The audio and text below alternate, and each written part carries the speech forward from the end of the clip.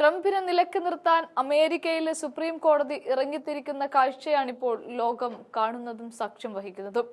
അമേരിക്കയെക്കുറിച്ച് ചിന്തിക്കാതെ സംസാരിക്കാതെ അവിടെ എന്ത് നടക്കുന്നു എന്നറിയാതെ മുന്നോട്ട് പോകാനാവാത്ത ഒരു സ്ഥിതിവിശേഷത്തിലേക്ക് അമേരിക്ക എന്ന രാജ്യവും അവിടുത്തെ പ്രസിഡന്റും ഈ അടുത്ത കാലത്ത് ലോകത്തെ പിടിച്ചു കുലുക്കുകയാണ് ഉണ്ടായത്.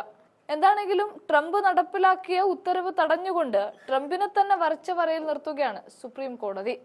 18-ാം നൂറ്റാണ്ടിലെ യുദ്ധകാല നിയമം അനുസരിച്ച് നാടുകടത്താൻ പാടില്ല എന്നാണ് ഇതുവഴി സുപ്രീം കോടതി ട്രംപിനെ ബോധ്യപ്പെടുത്തി കൊടുത്തത്. 1798 ഏലിയൻ എനിമീസ് ആക്ട് പ്രകാരം വിദേശികളെ നാടുകടത്തുന്നത് തടഞ്ഞിരിക്കുന്നത് US തന്നെ സുപ്രീം കോടതിയാണ്. അമേരിക്കൻ പ്രസിഡന്റ് ഡൊണാൾഡ് ട്രംപിന്റെ ഭരണകൂടം യുദ്ധകാല നിയമം ഉപയോഗിച്ച് നിരവധി ആളുകളെ എൽ സാൽവദോറിലേക്ക് നാടുകടത്തിയിരുന്നു. ഇങ്ങനെ 2 വെനസ്വേലൻ പുരുഷന്മാരെ നാടുകടത്തുന്നത് നിർത്തിവെക്കണമെന്ന് ആവശ്യപ്പെട്ട് ഇവരുടെ അഭിഭാഷകൻ സുപ്രീം കോടതിയെ സമീപിച്ചിരുന്നു. അതിന് പിന്നാലെയാണ് ഉത്തരവ് തന്നെ സുപ്രീം കോടതി കീറിക്കളയുന്നത്. ഇത് പരിഗണിച്ചാണ് നാടുകടത്തൽ താൽക്കാലികമായി നിർത്തിവെക്കാൻ പരമോന്നത കോടതി ഉത്തരവ് പുറപ്പെടുവിച്ചതും.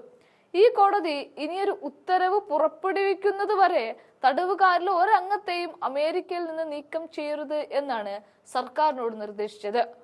ഇതാണ് ഉത്തരവിൽ പറയുന്നതും. ഈ തീരുമാനത്തെ സുപ്രീം കോടതിയിലെ 9 ജസ്റ്റിസുമാരിൽ 2 പേർ എതിർത്തപ്പോൾ 7 പേർ അനുകൂലിച്ചു. എന്നാൽ സുപ്രീം കോടതി ഉത്തരവിനോട് വൈറ്റ് ഹൗസ് പ്രതികരിച്ചിട്ടില്ല. 1978 ഏലിയൻ എനിമീസ് ആക്ട് പ്രകാരം വെനസ്വേലൻ കുടിയേറ്റക്കാരെ നാട് കടത്തരുതെന്ന് ഇതിനു മുൻപ് ഫെഡറൽ കോടതി ജഡ്ജി ഉത്തരവിട്ടതാണ്.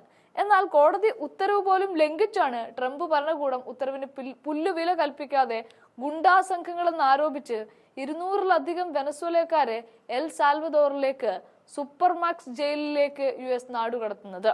വെനസ്വേലൻ സംഘമായ ട്രെൻഡെ അരഗോയിലെ 238 അംഗങ്ങളും ഇന്റർനാഷണൽ MS-13 സംഘത്തിലെ 23 അംഗങ്ങളെയുമാണ് ഇങ്ങനെ നാടുകടത്തിയത്.